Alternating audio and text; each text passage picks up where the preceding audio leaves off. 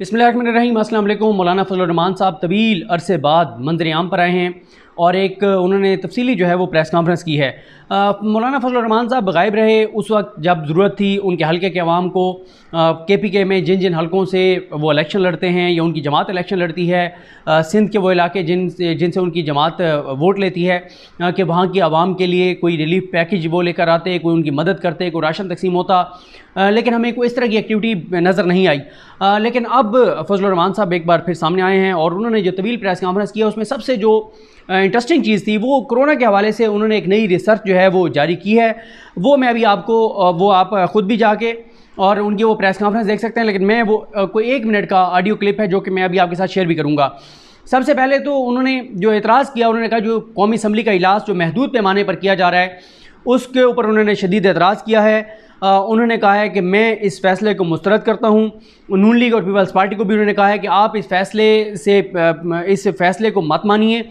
जो फ़ैसला किया गया है कि 86 अरकान असम्बली सिर्फ शिरकत करेंगे 342 में से, तो उनका ये कहना है कि हम इस फ़ैसले को मुस्तरद करते हैं और मेरी जमात के तमाम MNAs बजट इजलास में भरपूर शिरकत करेंगे। और उन्होंने तासुर ये दिया कि हुकूमत जो लिमिटेड कर रही है लोगों को, अरकान असम्बली को, कि आप बजट इजलास में ना आएँ, इसकी वजह यह है कि हुकूमत अपनी नाकामियों को छुपाना चाहती है, बजट के ऊपर जो अपोजिशन के एतराज़ात हैं उनसे बचना चाहती है और हुकूमत जो है वो अवाम दुश्मन एक बजट पेश करना चाहती है और अपोजिशन की गैर मौजूदगी में ये बजट भी मंजूर कराना चाहती है। ये सारी की सारी जो है वो उनके इल्ज़ामात थे।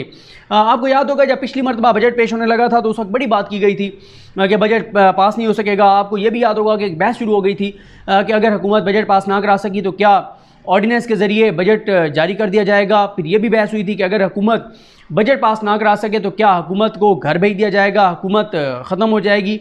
ये सारी चीज़ें आपको पिछले साल याद होंगी, लेकिन आपके सामने था कि बड़ी आसानी से हुकूमत ने बजट पास करवा लिया था। तो ये तो आज एक बजट के हवाले से फजलुर रहमान साहब का मामला था। दूसरा उनका था, उन्होंने हुकूमत को कहा कि वो मुस्ताफ़ी हो जाएं और बहुत हो गया, हुकूमत मुकम्मल तौर पर नाकाम हो गई है। वो सारे जो पहले भी वो इल्ज़ामात लगाते हैं वो सारे इल्ज़ामात थे। पहला पॉइंट तो इसमें यह भी है कि आप देखते हैं कि ये मैं रिसर्च भी आपको बताता हूँ। आज की उनकी प्रेस कॉन्फ्रेंस की 5 ऐसी चीज़ें थीं जो मैं समझता हूँ कि आप वो तमाम एंकर्स जो प्राइम मिनिस्टर इमरान खान के एक बयान को लेकर उन्होंने कई प्रोग्राम किए कि इमरान खान कन्फ्यूज़ है, इमरान खान कन्फ्यूज़ कर रहा है, लोगों को गलत कर रहा है, बहुत ज़्यादा इमरान खान के ख़िलाफ़ उन्होंने मुहिम चलाई। फजलुर रहमान साहब ने उससे कई गुना बड़ी बातें की हैं, अजीबोगरीब बातें की हैं और जो साजिशी थ्योरी है उसको भी उन्होंने हकीकत करार दिया है कि हुकूमत जो है वो जानबूझकर अमवात ज़्यादा दिखा रही है। इतना मसला नहीं है कोरोना जितना डराया जा रहा है, जितना बताया जा रहा है। और उन्होंने वो मैं आपको ऑडियो सुनाता हूँ। तो जो उन्होंने बजट इजलास में शिरकत के लिए कहा है, इस पे भी मैं देखता हूँ कि मीडिया में कौन कौन बात करता है कि ये उनकी गलत बात है कि भरपूर शिरकत होनी चाहिए, जब पहले ही आज भी 4 जो हैं वो अरकान असम्बली में कोरोना जो है पॉजिटिव आया है। लेकिन मैं आपको ज़्यादा इंतज़ार नहीं कराता, पहले फजलुर रहमान साहब की 2 बातें जो हैं वो इस एक ही ऑडियो में मैं सुनाना चाहता हूँ। एक तो रिसर्च उन्होंने नहीं बताई है, वो बहुत ज़बरदस्त है, और एक जो उन्होंने साजिशी थ्योरी को हकीकत करार दिया। ये दोनों चीज़ें सुनिए। ये भी कहना चाहते हैं, एक अजीब सी सूरत हाल पैदा की है, अमवात उस पर मुबालगा भी पैदा किया जा रहा है। दिल का मरीज है, फौत हो गया, कोरोना की वजह से फौत हो गया। गुर्दों का मरीज है, फौत हो गया, कोरोना से फौत हो गया। जिगर का मरीज है, फौत हो गया, कोरोना से फौत हो गया। तो ऐसे हवाले से अमवात की शरह को जो मुबालगाराई की जाती है और बढ़ा चढ़ा कर पेश किया जाता है, पता नहीं किन मकासद के लिए वो इस किस्म की फजा पैदा करना चाहते हैं। मैयत घर के हवाले नहीं की जाएगी। मुझे पूरी दुनिया में बताया जाए कि मैयत को दफनाने के लिए मैयत से किसी को कोरोना लगा हो, खुद डॉक्टर हमें कहते हैं आप नींद ज्यादा करें, जितना आप सोएंगे आपका वायरस भी सो रहा होगा और वो मुतहर्रिक नहीं रहेगा, नुकसान नहीं करेगा। तो जब सोने के साथ वो सो जाता है तो मरने के साथ तो मर भी जाता है। फिर लाश हवाले नहीं की जाती, तदफीन में भी हुर्मती की जाती है, कब्र में फेंक दिया जाता है उसको। जी, पहले तो वो जो उन्होंने इंटरेस्टिंग रिसर्च जारी की है कि जब आप सो रहे होते हैं तो कोरोना सो रहा होता है, जब आप सो रहे होते हैं आपका वायरस सो रहा होता है, वो मुतहर्रिक नहीं होता। और जब आपके सोने से कोरोना सो जाता है और मुतहर्रिक नहीं होता, तो जब आप मर जाते हैं तो कोरोना भी मर जाता है। तो फिर मैयत को ये जो जिस तरह से SOP के साथ दफनाया जाता है, इस पर उन्होंने एतराज़ किया है। तो अब आप ये देखें कि SOPs ये WHO के हैं, इंटरनेशनल एक जो इदारे हैं उनके ये SOPs हैं, उसको फॉलो किया जा रहा है। उसको फजल रहमान साहब ने मैयत की बेहरमती करार दिया है और साथ ही उन्होंने उस साजिशी थ्योरी को तकवीत दी है कि कोरोना शरोना कोई नहीं है, कोरोना से बंदे नहीं मार रहे इतने जितने हर मरने वाले को कोरोना में डालकर, और हुकूमत पैसे शायद लेना चाह रही है क्योंकि हर मैयत के, हर डेथ के कुछ $5,000 मिलते हैं, या पता नहीं कितने हज़ार डॉलर मिलते हैं, जो साजिशी थ्योरी है मार्केट में, और उसके लिए हुकूमत जो है वो ज़्यादा अमवात दिखा रही है।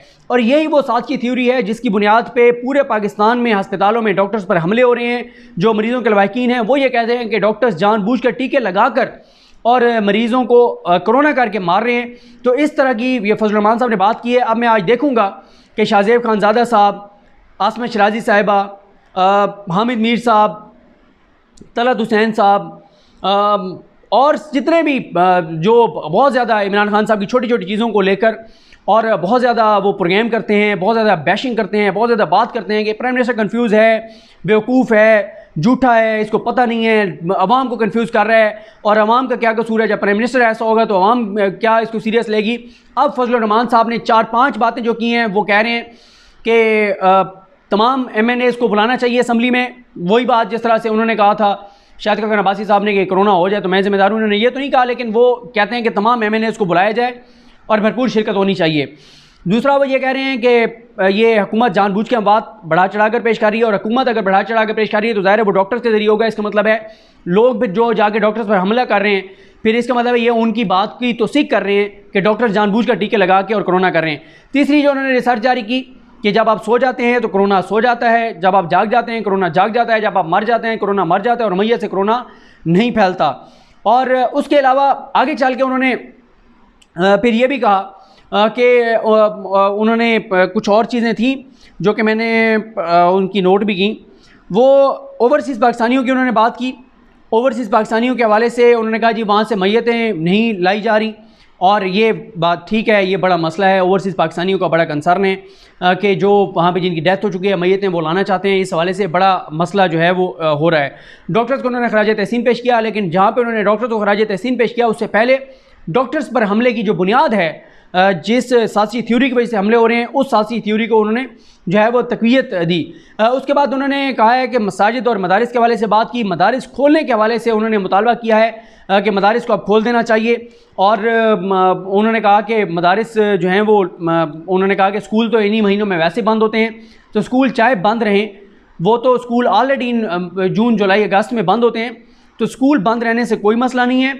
अलबत्ता मदारिस बंद होने से मसला है, और मदारिस खोलने के हवाले से उन्होंने मुतालबा किया है।